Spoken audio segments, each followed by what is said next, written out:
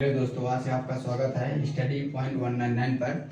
आज हम लोग केमिस्ट्री के एक बहुत ही महत्वपूर्ण क्रिया देखने वाले हैं, फ्रीडल क्रॉस प्रक्रिया। क्या होती है? जब बेंजीन की क्रिया एल्किल हैलाइड के साथ निर्जल AlCl3 की उपस्थिति में कराई जाती है तब टॉलुएन प्राप्त होता है। इसे फ्रीडल क्रॉस प्रक्रिया कहते हैं। तो चलिए देखते हैं कि ये बेंजीन रिंग होती है, ठीक है। इसकी क्रिया किससे कराएंगे? RX के साथ। तो क्या प्राप्त होता है अपन को? किसकी उपस्थिति में कराते हैं? यहाँ है निर्जल AlCl3। तब क्या प्राप्त होगा? देखिए, यहाँ हाइड्रोजन है, हर एक कोने में एक हाइड्रोजन है, तो ये निकल जाएगा। क्या निकलेगा? यहाँ से HX निकल जाएगा। तो क्या यहाँ की एक वैलेंसी खाली हुई, यहाँ की एक वैलेंसी खाली हुई, तो R कहाँ जाकर जुड़ जाएगा? यहाँ जुड़ जाएगा। तो ये क्या प्राप्त होता अपन को? टालू इन है ये क्या है? हाइड्रोजन अम्ल होता है, ठीक है। और ये क्या है? ये बेंजीन है। ये क्या है? एल्किल हैलाइड है, ठीक है। तो चलिए कोई मान रख के देख लेते हैं। जैसे बेंजीन रिंग है, ये बेंजीन रिंग है। इसकी क्रिया किसे कराते हैं? CH3Cl के साथ उपस्थिति निर्जल AlCl3 रहेगा। तो ये क्या है? ये है बेंजीन। ये क्या है? मेथिल क्लोराइड है। तो क्या प्राप्त हो गया यहाँ से? ये बेंजीन रिंग है, ये यहाँ CH3 आ जाएगा R की जगह में, और यहाँ H है, X का मतलब क्या? Cl है। तो ये क्या प्राप्त अपना हुआ?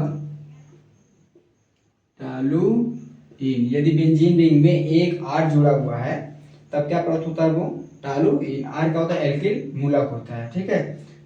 तो दूसरी क्रिया देखते हैं। बोर्ड क्रिया क्या होती है कि जब एल्किल हैलाइड की क्रिया सोडियम धातु के साथ शुष्क ईथर की उपस्थिति में कराई जाती है तब क्या प्राप्त होता है? एल्केन प्राप्त होता है।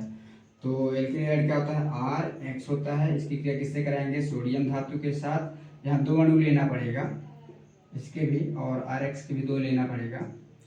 तो उल्टा करके लिख देते हैं, XR भी लिख सकते हैं। यहाँ क्या उपस्थित है? शुष्क ईथर है। तो क्या प्राप्त होगा? देखिए, ये चीज, ये भाग इतना निकल जाएगा। क्या निकलेगा यहाँ से? 2NaX निकल जाएगा। तब क्या प्राप्त होगा अपन को? R प्राप्त होगा। ये क्या है? एल्केन है। और ये क्या था? Alkyl halide. ये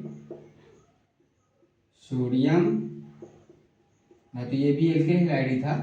तो चलिए यहाँ कोई R का मान रख के देख लेते हैं। जैसे CH3Cl, इसकी क्रिया किससे कराएंगे? 2Na सोडियम धातु के साथ। तो क्या हो जाएगा?